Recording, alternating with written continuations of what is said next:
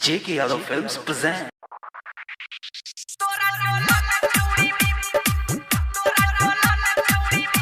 JK Yadav Films.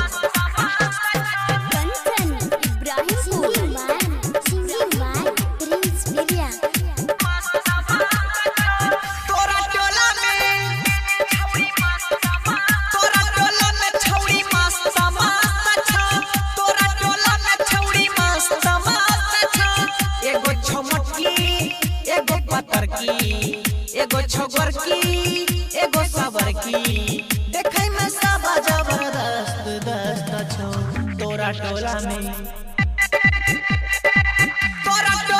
छौड़ी मस्त मस्त छौ तोरा टोला में छौड़ी मस्त मस्त छौ तोरा टोला में माला मस्त मस्त छौ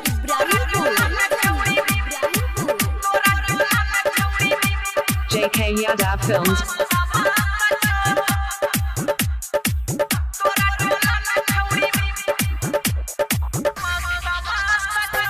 छौड़ी दुपहरिया में हमरा बोले लगो और हनी हटाई के रानी सब कुछ देखे लगो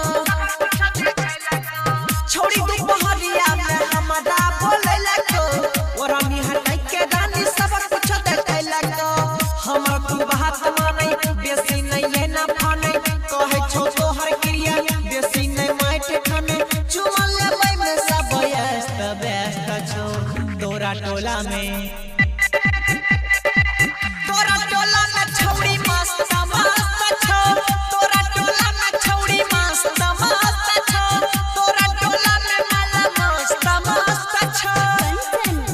JK Yadav Films.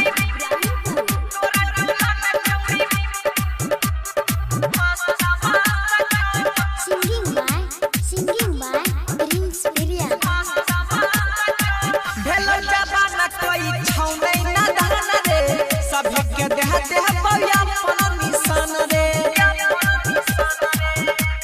आहा रे भेलो जबाना कोई छौ नहीं ना दाना रे सभी के देह देह पया अपन निशान रे टोला में सबके कहे आदत संभाल लेतो छिए रंगवा बदनायक सबके उड़ाए लेतो राइटर दरभंगिया प्रिंस बाबे छौ तोरा टोला में